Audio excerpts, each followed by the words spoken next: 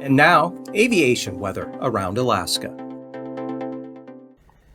Hi there, I'm National Weather Service Meteorologist Peter Chan with your Alaska Aviation Weather Outlook on this Thursday, February 27th, 2025. We had a bit of a delay today because we had some work being done on some servers that caused some of the data not to transfer properly. So we're just using these more traditional graphics here. We have an area of low pressure for Friday morning, late tonight, Friday morning, because 12Z is 3 a.m. This low is lifting out of the North Pacific. It's going to send an occluded front up along the Gulf Coast. Along this front, gale force to even some storm force winds are anticipated. Overnight, this Thursday night, early Friday morning, there could be some gale force winds just outside of Hinchinbrook entrance toward Middleton Island, as well as the area of Lower Cook Inlet from Kamishak Bay across the Barren Islands. It shouldn't last too long, but as we go through the day on Friday, we do expect those winds still to be gale force in those locations, but not quite as strong. This front also is going to bring another renewed round of some precipitation along the Gulf Coast and into the Panhandle.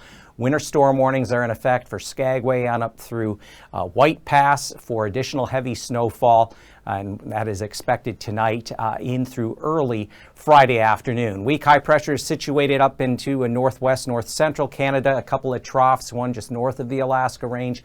This one just kind of sitting there along the west coast, outer Seward Peninsula on up to the western Brooks, and then another one way out there toward the west as we get in the Friday afternoon. So we have the initial low there just to the southwest of Kodiak Island with the weakening occluded front along the Gulf Coast. There's yet another low impulse coming up from there.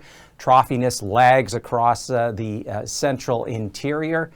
And again, along this frontal boundary, we have IFR conditions that we expect with that flow of moist air coming in off the Gulf and then bumping up along the Alaska Range and Talkeetna Mountains and any of the intercoastal or interchannel mountains as well down into the Panhandle. For the time we get into Saturday morning early, that secondary low is just kind of there south of the Gulf with a weakening front, but IFR conditions across much of the Panhandle, again across parts of the Alaska Range, down here along the western Gulf Coast, Cook Inlet, and there's another low out there that's going to be part of a system coming up from the south through the weekend. We are going to see some bouts of some lighter precipitation, mainly some snow here in areas of the southwest interior, extending up into the Seward Peninsula for Saturday afternoon. So IFR conditions expected there. And then down here still lingering on the upslope side when you have any type of easterly component to the wind along the Alaska Range just west of Cook Inlet. And again, around Prince William Sound back through the Panhandle, we anticipate there will be more IFR conditions as well as down and along and the south side of the Alaska Peninsula there along the North Pacific.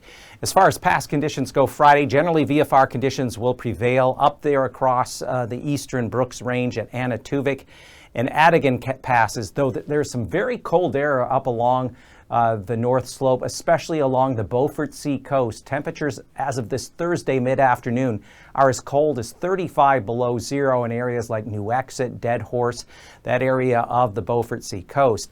Now down further south along the west arm of the Alaska Range, IFR conditions, you're getting some upslope moist flow, creating low ceilings visibility, some precipitation. So again, IFR Lake Clark and Merrill, rounding up through Rainy Pass and Windy Pass. We anticipate IFR conditions on Friday.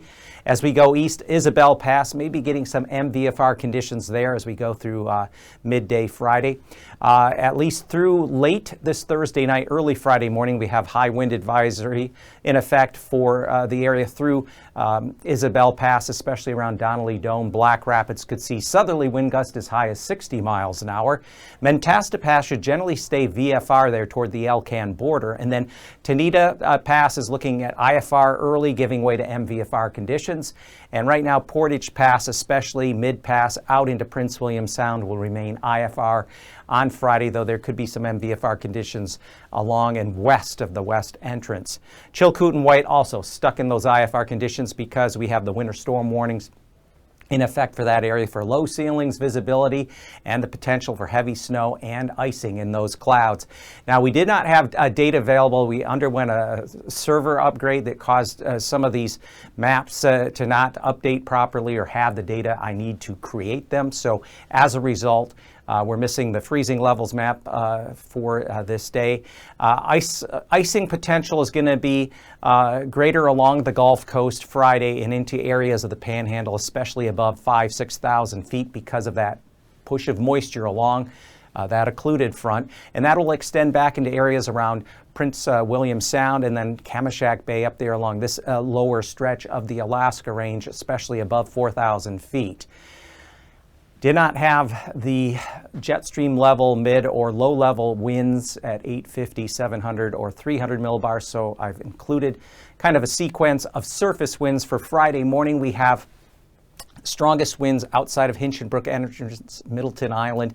That's why we have that storm warning in effect for late tonight through early Friday morning. And then during the day, Friday, we'll find those winds coming down. But the strongest winds will be along this front as it just kind of sets up and sits here along the curvature of the Gulf Coast. Also an area, some stronger winds potentially off of Cape Lisburne. Not as strong, though, as the ones in the Gulf. And as we go through Friday afternoon, we find those winds come down there in the northwestern corner of the Gulf around Hinchinbrook Entrance and Middleton Island, as well as back here toward the Barren Islands and Kamishak Bay.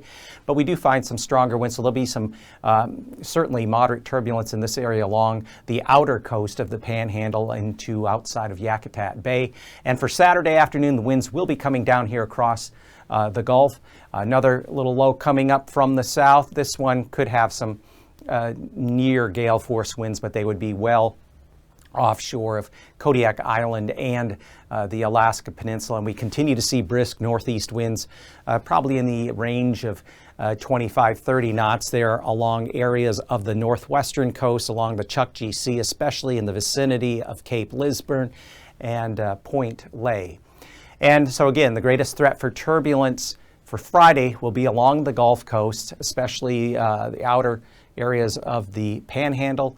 Could also be some turbulence getting up through the Wrangell, St. Elias Mountains to the far eastern Alaska Range surface to 12,000 feet. And then again, an area of moderate turbulence, lower Cook Inlet, the entrance of Kennedy entrance of Cook Inlet, extending down to Shelikof Strait, surface to 4,000 feet. So that rounds up the weather, the aviation weather. Hopefully we'll have things back to normal tomorrow. But again, if you do have to get out, you're planning a flight, always check the latest conditions and let somebody know about your plans.